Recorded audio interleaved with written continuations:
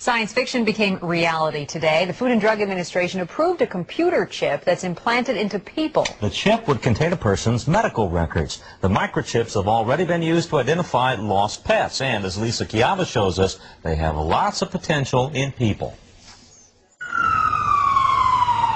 Every second counts when you need help, but you're unconscious, and doctors need critical information. Okay, we want to know what medications you're on. We want to know what you're allergic to.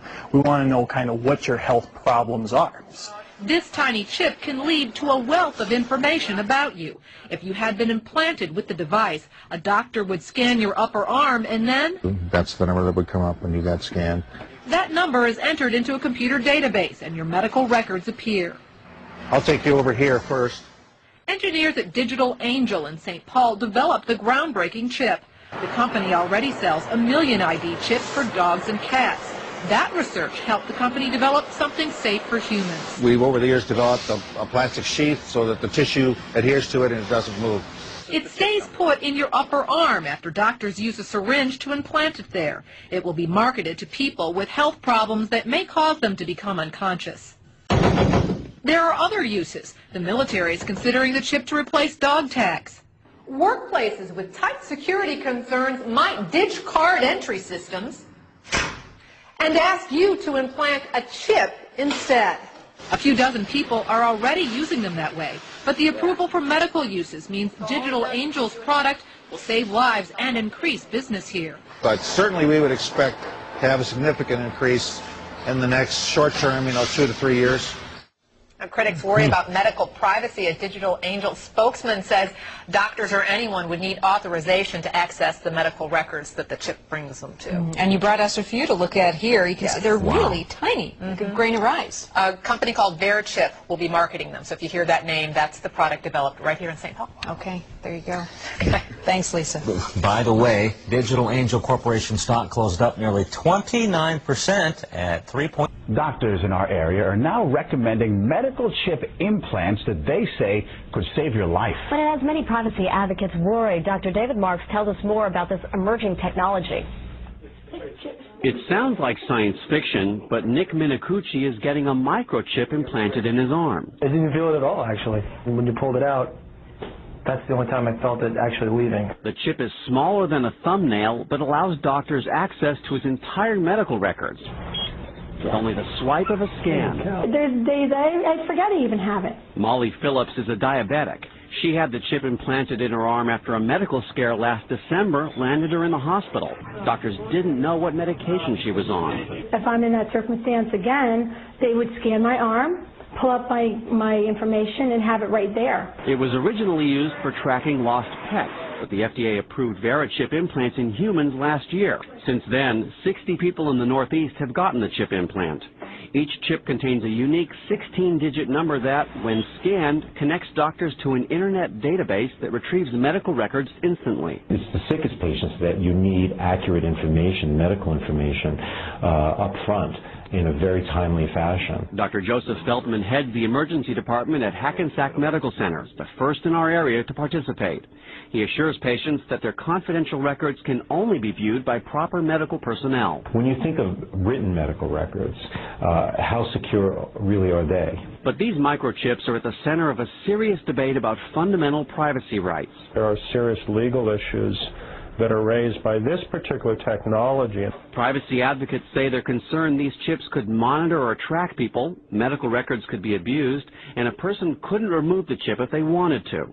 The Electronic Privacy Information Center's Mark Rottenberg is concerned that there currently are no rules that regulate or limit how this chip can be used. To suggest that somehow this is not personal information is simply misleading. It is very personal information. But Molly says that in her case, she doesn't see a downside. There's really nothing but my information on what kind of medicine I'm on. The doctor would want to know what medication I was on. I mean, nobody else would really care. If you're interested in reading more about where you can get this microchip implanted, you can log on to our website, WCBSTV.com. Dr. David Marks, CBS. Of troops in Iraq. The military is already using some type of GPS on some soldiers, but what more can be done? CNN's Brian Todd takes a look in this week's Tech Effect. A relentless search for 2 missing American soldiers in Iraq. Could tracking devices placed on their bodies have helped to find them faster? That kind of technology does exist. Obviously, it's not down to fine microchips at this point, but it does exist and is used in this theater by certain forces when they're conducting the specialized type missions. Because of the high risk and sensitivity of those missions, we cannot say what units the troops who carry tracking devices are assigned to, what the equipment looks like, or where it's placed on the body. Just about every U.S. military vehicle in Iraq has GPS or another type of electronic tracking device so their commanders can monitor them. It's called Blue Force tracking. Some law enforcement units back home have experimented with chips that give physical data about officers but don't have tracking signals. U.S. military officials say soldiers and Marines in most regular combat units in Iraq, like the Missing Soldiers Division, are not outfitted with tracking devices. One reason, the high cost. Another, the danger involved if a soldier carrying one gets captured. That provides certain options for the adversary. If he knows that this is a tracker and somebody's going to come back and get this tracker because they think it's associated with a human being, they have the ability to set up an ambush for whatever unit's going to come back and try and find this unit. One option, placing a tracking microchip under a service member's skin. Former U.S. Special Operations officers tell us they believe that's being developed. Current military officials won't comment on that. Brian Todd, CNN, Washington. Hey! Sometime in the next century, because computer chips are getting smaller and faster, and eventually the time will come when a child is implanted with a little chip back here and will learn to control the chip in the same way that you learn to control your bodily functions and your voice and your movements, so that not only can you, right now my mind is telling my body to talk, and it's supplying my mouth with the words that I'm giving to you, and the mind could also learn to say to the chip, go to a certain web page, download some information, and supply it to the inside of my eyeballs. You believe that you're going to be actually able to tell your mind through a chip to provide you with information that you can then speak. So on this program, this would be great for me. You put a little chip in there, and if I didn't know something, I could say to the chip, would I have to say it out loud or just think it? Either way. I could just think it, give me an answer. Right now, we're loaded up with bionic stuff already. I'm wearing glasses. I have fillings in my teeth. This is a wristwatch. I'm wearing clothing, which allows me to adjust to the climate as I go outside. So it's obviously only a matter of time until convergence allows us to match the number one tool of the next century, and that would be the computer chip. I mean, okay, so the clothes are computer tools, chip, glasses are tools. Sure, but all of these are external. The computer should be in you, and that's what frightens me. Well, see, it could be in you, or it could be wherever you wanted it to be. And it would allow you to make telephone calls without having a cell phone, allow you to surf the web without having to monitor. Well, show me how. So if I had a chip embedded in my head, I could make a telephone call by you could just start talking. Call Mom? Yeah. And Mom would be, and I could talk to her? And you would just say, hello, Mom. And I wouldn't have a phone or anything? No.